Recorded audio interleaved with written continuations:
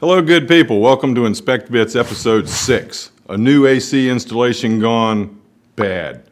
Gary Gentry here with Quality Residential Inspections in Raleigh, North Carolina.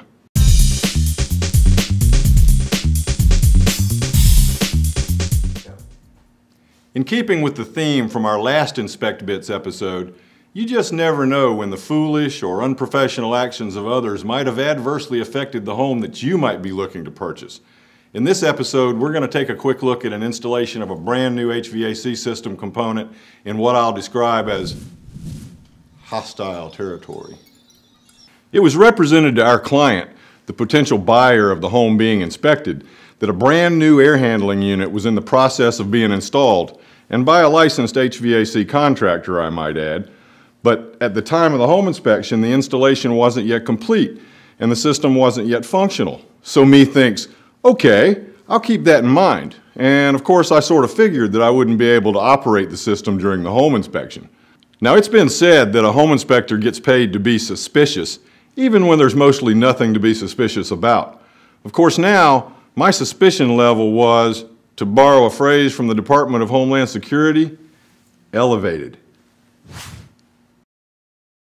By the time I got to the HVAC unit in the crawl space, and I had already observed the adverse grade around the perimeter of the building, where grade water and uncontrolled roof runoff water was freely flowing to the rear of the building's foundation and right into the crawl space. It was clear that the crawl space was, well, it was just a wet, nasty old mess. The ground was muddy, there was mold and mildew galore on the majority of surfaces, there were water marks on the foundation walls and the interior support piers. Plenty of evidence that was clearly indicative of the crawl space having been mostly flooded, and not just recently, but over the long term of history as well.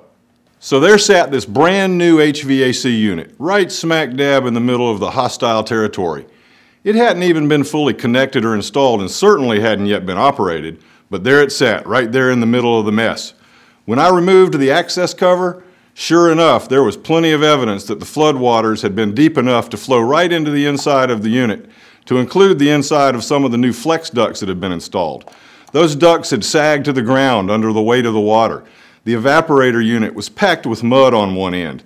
The condensate removal pump, intended to remove normal condensation discharge created by the operation of the cooling system, had been completely underwater. Now, needless to say, the equipment was no longer new. It was used, damaged equipment before it ever had the chance to become operational. The point is that sometimes contractors just don't do the right thing for any number of reasons. I don't know anybody that wakes up in the morning and says to themselves, "Self, let's go out and do some really awful, shoddy work today." Yet we see that shoddy work all the time. When initially assessing this subject installation, the honest, professional, ethical thing would have been for the contractor to advise the homeowner that the crawl space conditions were just simply too wet for the installation of any new equipment, and that those conditions would need to be remedied before the installation could be started. And almost certainly, the wet conditions were likely a contributory cause of the previous equipment needing to be replaced in the first place. Until that homeowner received our report from our client, the potential buyer, they weren't even aware of what was transpiring down there in the crawl space. Our home inspection report was the very first clue they had that they were being taken to the cleaners by an unprofessional and unethical contractor. And in this case, it wasn't to the dry cleaners. Someone was going to find out sooner or later. And in this case, our report documented all the related facts for them, the sellers of the property. And because our client was smart and had us inspect the home, they found out before they took ownership of those problems. This is just another example of why getting a professional home inspection is so important to you, to your real estate transaction, and to your ultimate satisfaction with your home.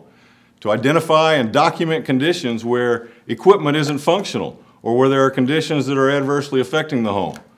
We hope that you found this Inspect Bit interesting. We ask that you leave us a comment, rate our videos, or just drop us a line. And check back with us soon for our next Inspect Bits, episode 7, where we're going to examine an all too common issue encountered during a home inspection: clutter. Thanks for your time and for viewing this episode of Inspect Bits. Now make it a great one, no matter what it might be. And remember, when it comes to houses, you just never know.